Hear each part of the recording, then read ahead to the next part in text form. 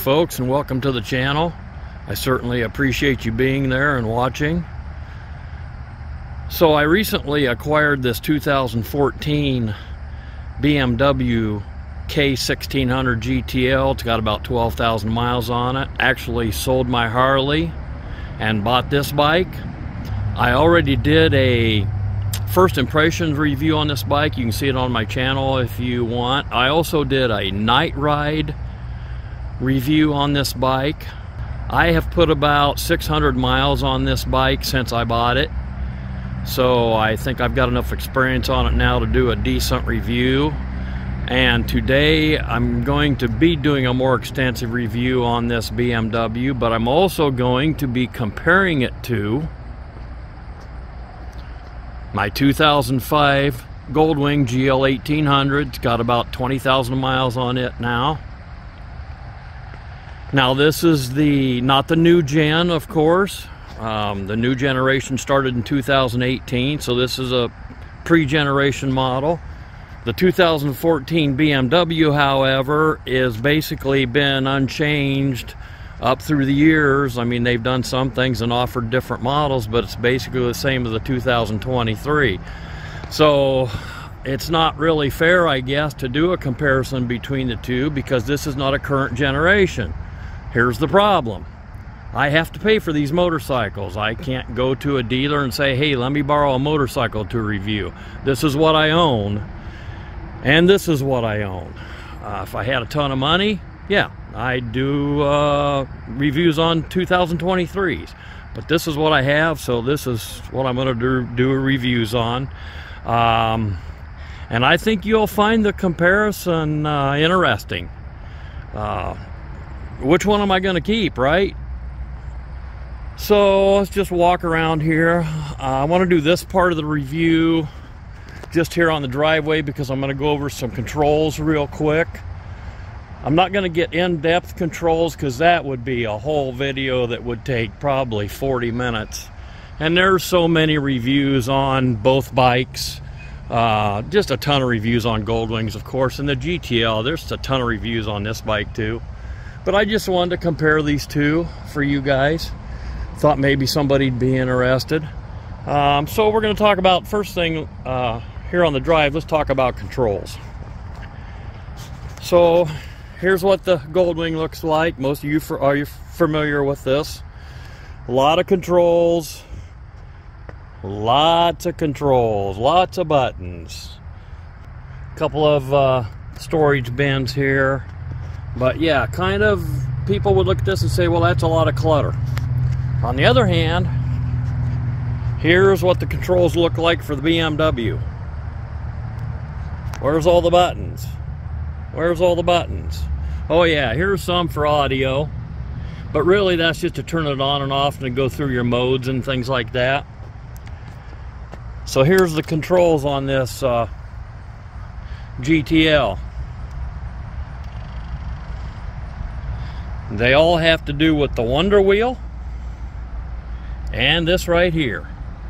Now, when I first got this bike, I thought, well, I better read my owner's manual and see what this is all about. Well, after about 10 minutes of that, I got tired of that and thought, man, that's almost overwhelming. So I thought, I'm just going to go out to the bike. So very simple. At least I find this very simple. Hit your menu button down. It starts going through the different things. Now, if you see an arrow over here, that means that you can take your Wonder Wheel, push it this way, and it will scroll to the different things in that direction. If you want to scroll up or down, you just turn it. That went down to temperature, then tire pressure, and so on and so forth. Again, if there's an arrow on the right, that means you can click the Wonder Wheel sideways to the right and it will go into that.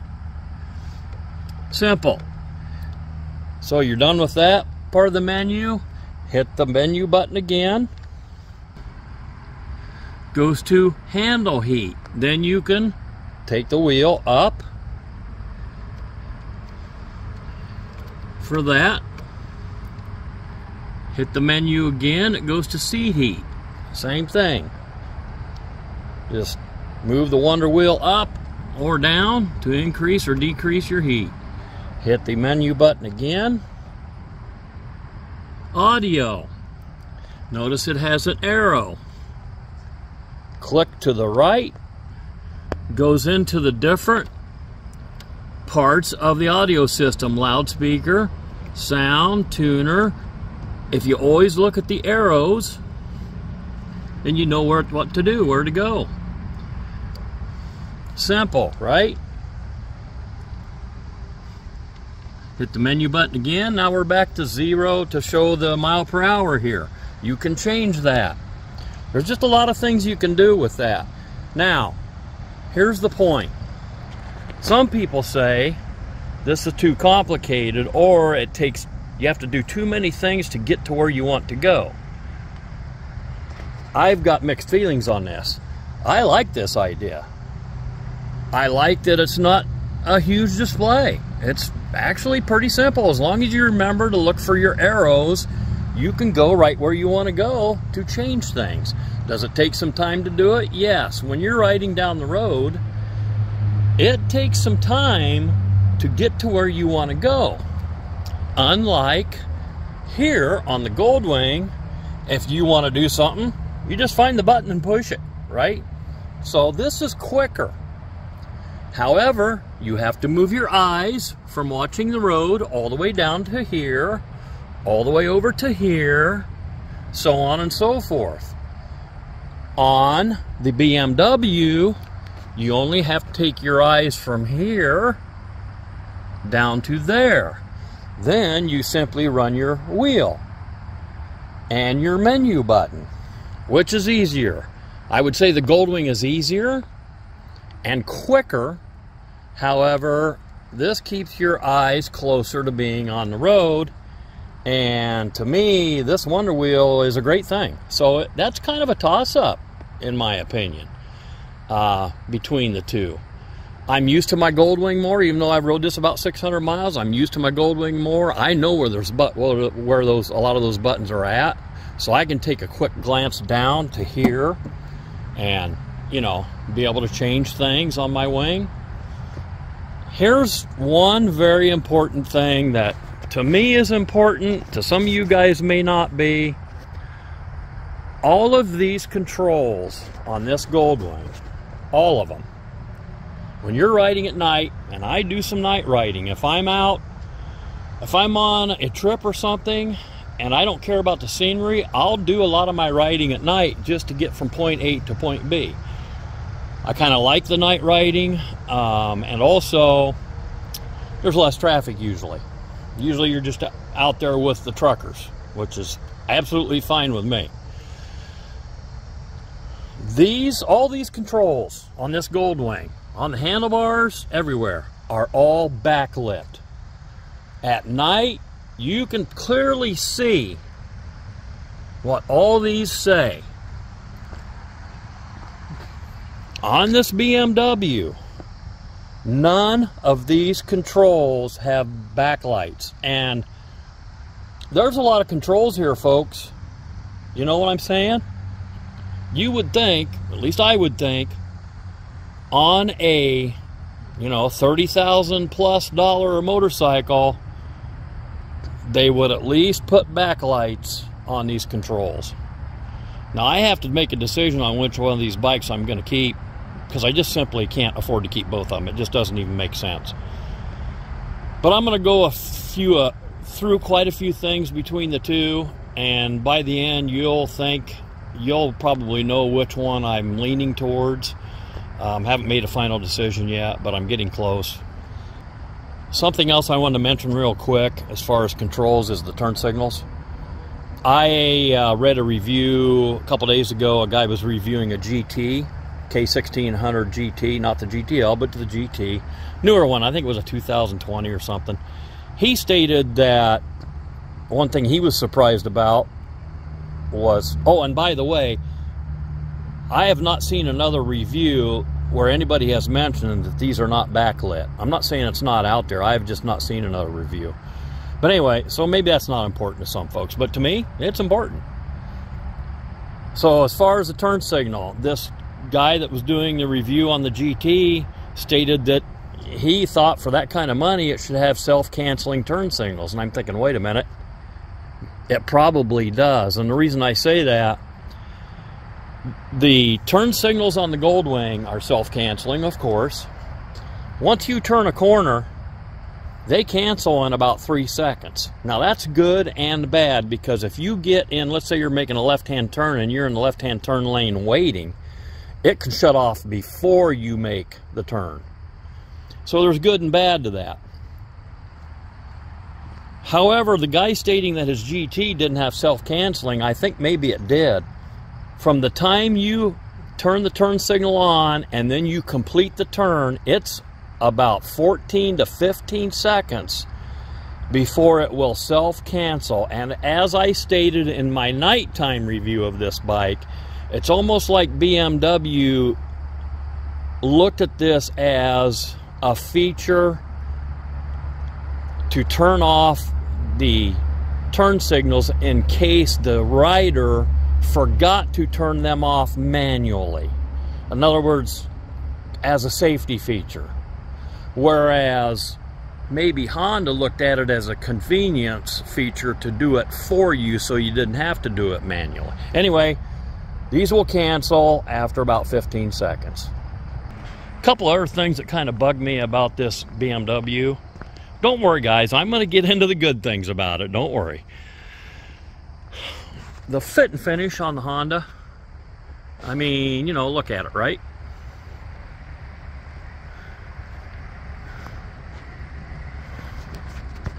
What's this all about, guys? What's this big gap all about? Now, I know I'm going to make a lot of guys mad. I'm going to say, oh, who cares about that? Well, it's just things that I noticed. Here's another thing. Shouldn't there be a panel here? Or shouldn't this one be bigger? I mean, that's the writing on the side of the battery. Right? Same way over here. Just little things I noticed. That's about it as far as fit and finish, you know, other than that. Here's the cool thing. You cannot remove these, right? Everybody knows that. Honestly, this and the side panniers come off in about 20 seconds and shed you of right at 50 pounds on this bike. Plus, this bike looks excellent with all that removed. Some of these sport touring bikes, especially if you take these off, they look kind of goofy. This bike looks excellent with those off.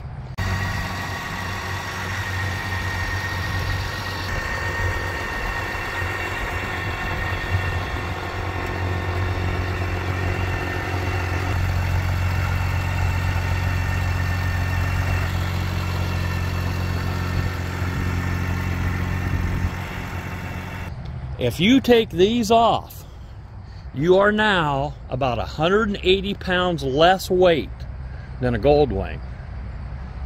Even with them on, you're 130 pounds less weight than a Goldwing. Is that a plus? Oh, absolutely.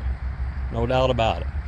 The only thing with this top trunk is when you take it off, you have to remember to, you have to take the seat off too, because you have to unplug the light, right? But other than that, man, it's easy. I mean, you just click the button, put your key in, click the button, go to release, pull this up, and you're off. This, you hit the button to unlock the top, you open the top, the lid, you take the mat up, and there's a dial down in there that says release. You hit the release, pull it off, and you're done. 26 pounds. And the two side trunks weigh 24 pounds. So roughly 50 pounds. One difference I really wanted to point out between these two bikes is check out the seats. Notice how this is upswept here. This is a fairly wide seat, but it's almost angled over towards the sides, down towards the sides. Whereas this seat on the Goldwing is quite a bit different. Notice how it is upswept here too, but there's a whole big difference between the back here and up here. Just greater distance. Plus, notice how these have the wings that actually raise up a little bit, and this seat is wider. This reminds me of a Russell Daylong seat. It seems like most of the seats they offer have this feature. The Russell Daylong they offer for this Goldwing also has that feature. Now, of course, Russell is different from Corbin and Sargent in that you send them your seat and they build it on your existing seat frame. But most of them I have seen have those wings like that. And the reason I want you to look at it now is because towards the end of this video, I'm going to be talking more about the differences between these two seats. So just based on this, guys, which do you like the looks of the best? The BMW or the Goldwing? And I know a lot of this is just going to be on your preference. Absolutely, the BMW looks sportier. But yeah, leave a comment. Which one do you like the looks of the best?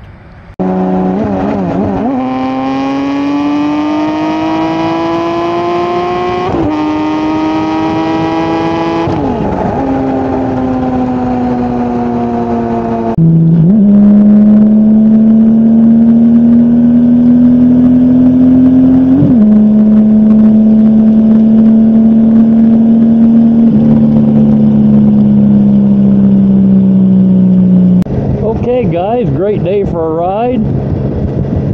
About 60 degrees out. A little bit of wind, not much though. So to move along with this review slash comparison, of course I'm on the BMW 2014 K1600 GTL. Let's start off with the engines. I mean, man. Inline 6 on this bike. 160 horsepower. At I think 7,200 RPM. However, it falls off greatly after 7,000. Redline's at 8,500. There's no reason to ever go to redline on this bike that I can see. The power falls off after 7,000, and that's great. 1,500 under redline.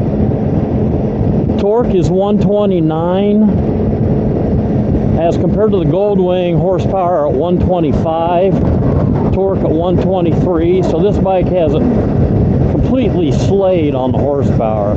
I mean, 40 horsepower more or so, just a few more pounds-feet of torque, but you know, with a bike that weighs less also. That's always been a Goldwing problem for me, is not enough horsepower. My original Goldwing was a 1500 back in 1990. You know, they have a decent amount of torque, but Goldwing has always needed more horsepower. To this day, in my opinion, the 23s need more horsepower. Honda has always been a conservative car company and motorcycle company when it comes to horsepower. I mean, a Civic Type R 2023, that car is like 50 grand with 315 horsepower. Come on, Honda. Come on. Anyway, the motor's just got the Honda beat every way I can think of. This motor is smooth. Again, inline 6 compared to an opposed 6. I like that opposed 6 on the Honda, but it just doesn't have enough horsepower for my liking. I know a lot of guys think it's fine. I'm not a young guy, I'm an older guy. I like my horsepower.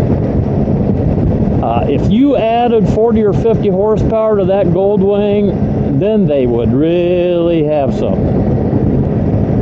Anyway, one of the ways BMW achieves that is they have 12.2 to 1 compression compared to the Honda's 9.8 to 1.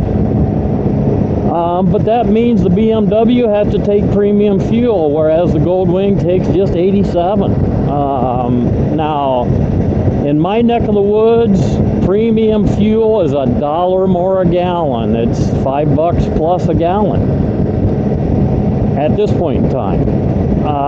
Now, how does that equate? Well, both bikes get around 40 miles a gallon. Now, the previous owner told me he got as high as 59 with this BMW. I don't know how he did that. 55 mile an hour downhill with a tailwind, maybe. I'm getting about 40 mile an hour, or 40 miles per gallon, which is about what my Goldwing gets. So if you equated that extra fuel cost out to 1,000 miles, it cost $25 more to drive this BMW 1,000 miles over the Goldwing.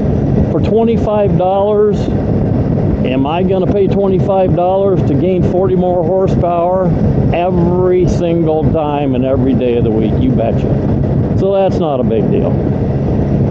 But yeah, the engine, I just can't say enough about it, you know. I just can't. So let's move on to the transmission. This is a 6-speed. The Goldwing, of course, is a 5-speed. The transmission on this BMW, it's clunky going into gear. It kind of reminds me of my Harleys, you know, really. The noise that it makes going in gear. Once it's in gear, it's quiet. I mean, the gears do not make noise. I don't know if it has helical cut gears or straight gears. I can just tell you it's not noisy. Now, my FJR, that thing in high gear was terrible noisy. Obviously, it had straight cut gears and it whined, man. But this transmission's quiet, except for when you shift it. Now, BMW claims that it's clunky because they put big gears in it to withstand the power. Okay, that's fine. Comparing it to the Goldwing is quiet, but if you get lazy shifting a Goldwing, the transmission will jump on you. In other words, if you get lazy downshifting or upshifting through like second and third gear, for instance, it could jump out of gear. I've had it happen on my Goldwing when I first bought it, and then I thought, well, okay, I'm going to quit being lazy, and I haven't had an issue since, much, every once in a great while. So that's the transmission, the way I feel about that. Clutch. Just like everything else on this BMW, this bike is effortless. That's my key word to this motorcycle. Whether it be braking, handling, acceleration, clutch actuation, headlights, everything is just easy. The clutch, one finger, you can one finger this clutch. I don't, I two finger it, I two finger all my clutches. I thought my Honda had a decent clutch as far as actuation, amount of pressure. I thought it was decent until riding this BMW. Just absolutely effortless. Now the clutch does have some clatter once the engine gets warmed up. I do notice some clatter with this clutch. Nothing terrible, guys. Not putting it down. Just telling you that's something I noticed. Clutch on the Goldwing, I mean, it's all right. You know, it doesn't make any noise. The only thing is the clutch lever actuation's a little tougher than on this Beamer. Like I said, never noticed that on the Goldwing until I rode this Beamer. So, okay, let's go to handling. 2 words on the BMW: effortless and precise. I thought the Goldwing handled pretty good until I rode the BMW. And the Goldwing does handle good. For what that bike weighs and the size of that bike, man, you can surprise people. I've mentioned it in my previous reviews. I did a review of my Yamaha FJR 1300 versus the Goldwing. It was more of a review of the FJ, but I compared it to the Goldwing a little bit. And, you know, the Goldwing handles well. It'll surprise some people. So, you know, but this is just, you add along that, it's lighter weight, you know, 120 pounds less. And then you take the luggage off this thing. Now you're 180 pounds less. But even with all the luggage on, this bike is just frickin' easy to ride, man. I would say an intermediate rider, or even somebody that has only a couple years riding a motorcycle, could get on this bike if they were careful, you know, not giving it too much of the twist, too much of the right-hand twist, they could easily ride this bike. Now, that's one thing about the throttle, it's very sensitive. Again, like most things on this bike, sensitive, precise, you know, but yeah, a rider with not much experience could easily ride this bike. That's about all I got to say about the handling. The brakes on this bike, they're linked, but they are freaking excellent. And if you touch the front brake, you best be ready to stop, because it's serious. And if you guys look back at the pictures or the beginning video of this, I mean, you can easily tell that. Look at the size of those front rotors, right? So yeah, I don't really know how you could beat the brakes on this. Now the brakes on the Goldwing, they're great too. I have no issue with the brakes on that Goldwing. It's just that this thing, again, and that's, you know, they call this a touring bike, which tries to put it in the same league as the Goldwing, but in reality, this is more of a sport tourer. I would say this bike is closer to my FJR 1300 than it is to a Goldwing.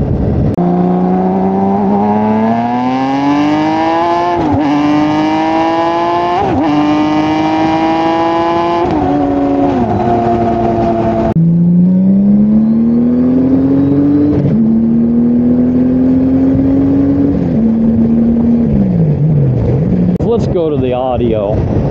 This is where I take some issues with this bike. Now, first of all, reception. Here's the antenna. Doesn't look like much compared to the antenna on the Goldwing, which is tall and in the back. You guys know what they look like. Reception on this bike, and I'm comparing this now to my Goldwing. I'm comparing it to my Dodge Ram truck, because those are the things I spend the most time on. The reception on this BMW on FM and AM is excellent. Excellent when compared to those two other vehicles. I messed around. You can move this antenna back and forth. I messed around with that, didn't see a lot of difference. But I can honestly tell you, I take a regular route when I ride my Goldwing sometimes through farm country to check out the crops. Oh, a couple of bikes for sale. And I can honestly say, as far as FM reception, this bike gets twice the distance of either my Goldwing or my Ram truck. My Ram's a 2006. I was totally surprised by that. Was not expecting that. I was expecting it, the reception to be worse, but it's great. My Goldwing has a 6-disc CD changer, which is kind of rare on those. It's mounted in the trunk, underneath, in a cavity in the bottom of the trunk, and it's been great. It's flawless. The thing never skipped. I can load 6 discs in it. Now I know that's old technology, so if I kept this, I would have to transfer everything to a flash driver, iPod, something, you know, which is no big deal. I could do that. I'm not concerned about that in the least. That's actually easier than taking discs in and out of a changer, but I'm just saying that 6-disc changer on the Goldwing is flawless. So that brings us to the speakers. They look great. Their performance sucks, really. Anybody that owns one of these, if they tell you any different, maybe they've got... Now listen, when I do reviews, I do it on the bike that I own. I don't know what other people's GTLs are like. I don't know if the assembly line is identical to all GTLs or any other bikes I review. Some people get mad at me for saying bad things about their bike. Well, I'm not saying bad things about their bike. I'm bringing up things about the bikes that I own. I can't talk about anybody else's GTL, but I'm telling you this one, the volume for one thing is not near loud enough. Now, I know a lot of people pipe music through their helmets. I have done that on my Goldwing in the past, and yes, that's the best way. But sometimes I like to just hear it coming out of the speakers. And for this bike, that is not going to work 2 reasons. Not enough volume, number 1, and number 2, if you turn the volume up anything above about half, it's distorted so bad you can't hardly stand it. So here's what I will say about the audio. At 50 mile per hour and under, great. Not much bass, but you know, it's good enough. Anything over 50 mile an hour, just forget it. You're not going to use your external speakers on the radio. Wind protection. You guys look at this windshield right now. I'm about 3/4 of the way up, and I find that to be about right. Lower or higher adds to the head buffeting. I don't know why it works so well at this height, but it does. The wind protection on my legs is, it's excellent. Maybe even a little better than the Goldwing. Now I've got a huge windshield on my Goldwing, an aftermarket windshield. I've made a review of that. That's on my channel if you guys want to check it out. It's 5 inches taller than stock and 3 inches wider, so it gives darn good wind protection. This windshield is a stock windshield. If I was going to keep this bike, I would put a different one on it. But I like it because it's electrically adjustable like my FJR 1300 was, but the Goldwing is manual. Now I know the new Goldwings are electrically adjustable, but this is the previous generation Goldwing I'm comparing it to. So wind protection, I've really got no complaints about wind protection. I've had this bike over 100 mile an hour. I have no complaints. I like it. Lighting. Wow, again, this bike beats the Goldwing on lighting. The previous owner told me he converted it to LEDs, and I don't know if that's just the high beams or low beams or what.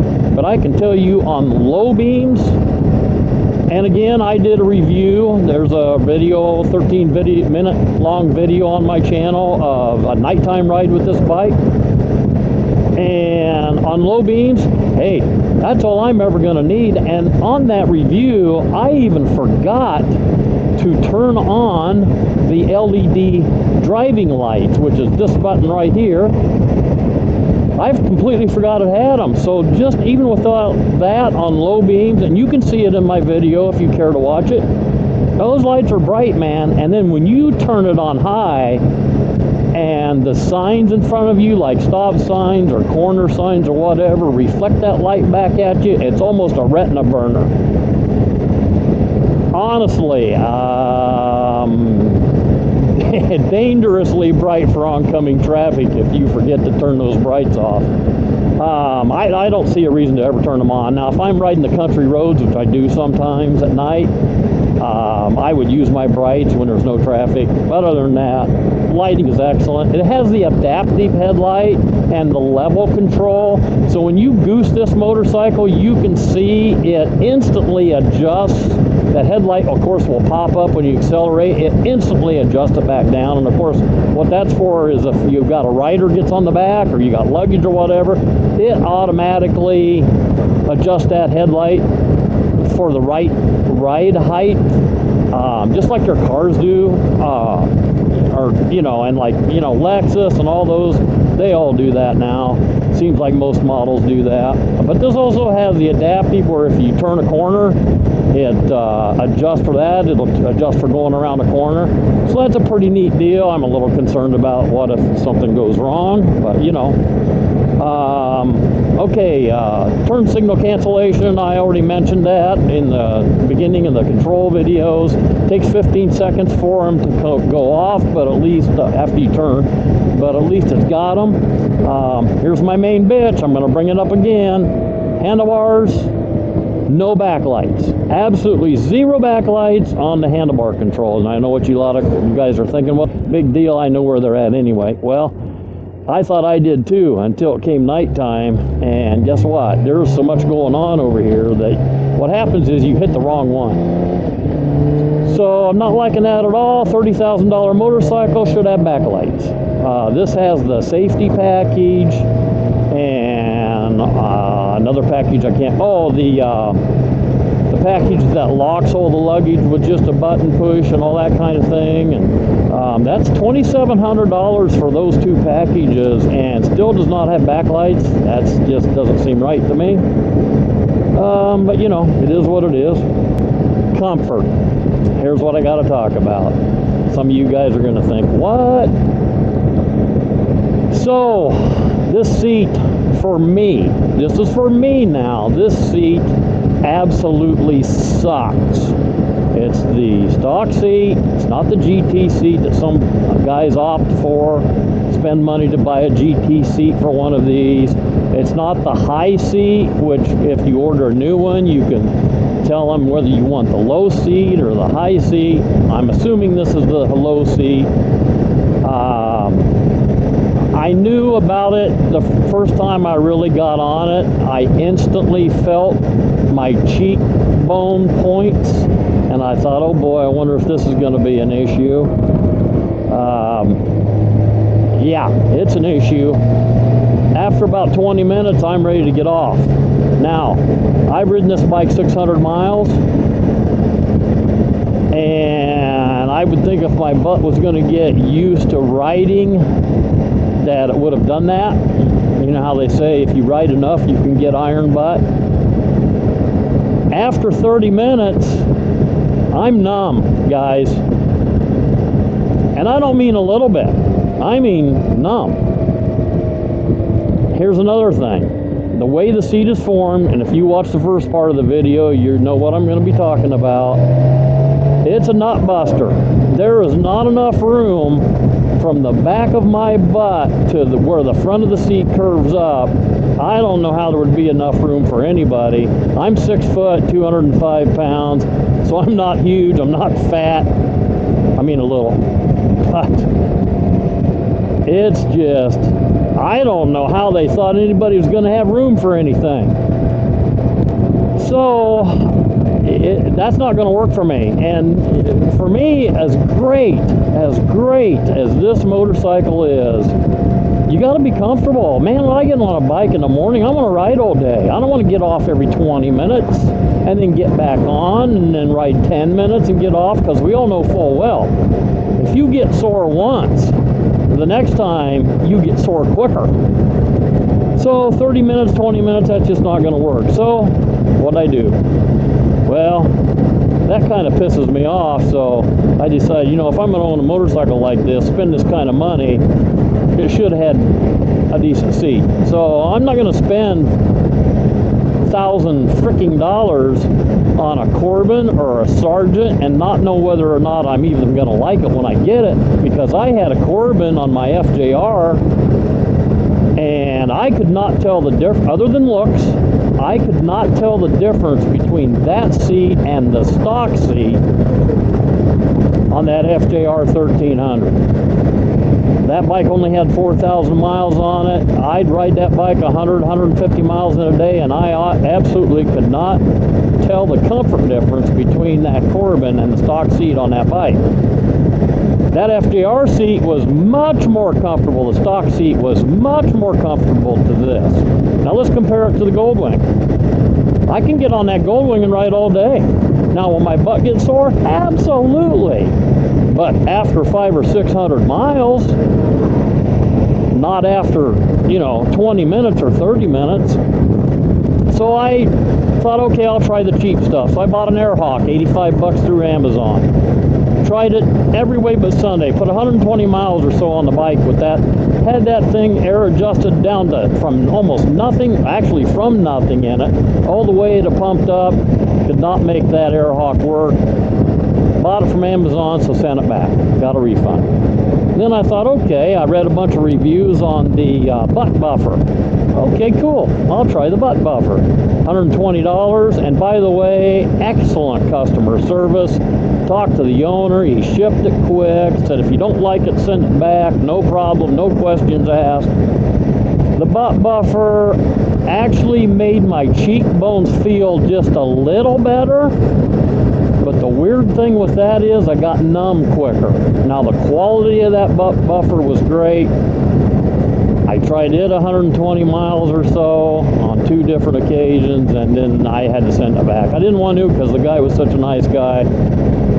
he got it back and refunded my money instantly. So I tried both those. What I would have to do, in my opinion, if I kept this bike, I would not get a Sargent or a Corbin or any of that. I would get a Russell Daylong, just from what I've read. You know, you have to send your seat in. There's a long waiting period. I would have to do it over this winter, probably. It's going to be about $850 or something like that. They rebuild your existing seat. That seat, the Russell Daylongs, look like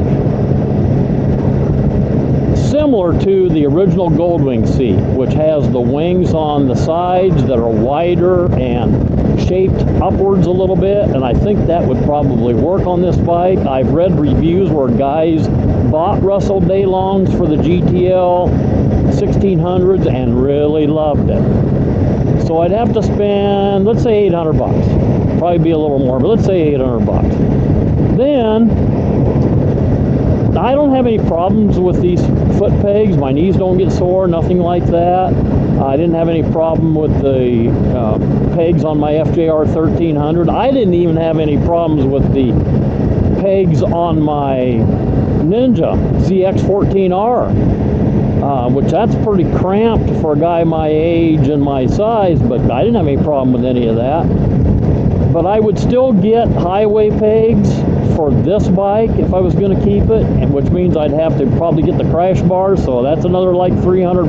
But the only other thing I would have to get, I would probably get for it, would be the windshield, so another $300, so $600 for those two, $800 for windshield. You know, now I'm $1,400-$1,500 just to make this bike as comfortable as my Goldwing, in my opinion. And that just sucks because, oh my God, I freaking love this bike, right? I mean, look at this. It's just... Oh, here's another thing that's better than the Goldwing. This is a 6-speed, Goldwing's a 5-speed. That's not necessarily better on its own, but let's say you've got a slow corner like that. That corner back there, I could have taken that in 6th gear with this bike. Now, I could have done that with the Goldwing too, taking it in 5th gear, but that would have rattled the engine and the transmission and everything. I mean, you could tell you're lugging it too much when you do that. With this inline 6, you can do that, and silky smooth, man. Now, would I do it? No, but I did try it one day just to see, and oh man, silky smooth. The engine alone makes me, the engine and the performance makes me think about going ahead and keeping this bike and selling the Goldwing, even though I'd have to spend another $1,400 or $1,500. The thing is, what if I spend that kind of money and it's still not comfortable the way I want it? Then I'm really screwed because I'll never get my money back. The other part of this whole scenario is cost of ownership between a Honda Goldwing and a BMW K1600 GTL. Reliability and cost of ownership. That's an unknown for me with the BMWs. I know about Honda Goldwings. I've been around Hondas all my life since 1969. I don't know how you can beat a Honda for reliability. Yes, they've had some issues like every manufacturer has. But when I read some of the stuff that's happened to BMWs, I mean, front shock absorbers going out, leaking, aftermarket ones costing $1,200, and that's without labor. And there's a video online of a guy replacing his, and it's a task. I would do it myself, yes, but also reviews about the front shock making noises. You know, the Wonder Wheel going out. This bike does not have the Garmin. Well, it's Garmin that makes them for BMW, I think. It'd be easy to install. They're plug and play. You can find used ones. The Garmin, the 6 they call it, for $500 or so. If I was going to keep this, I'd put my existing Garmin somewhere on the handlebar and just, you know, plug it in somewhere. Oh, something else about the Goldwing that I wanted to bring up.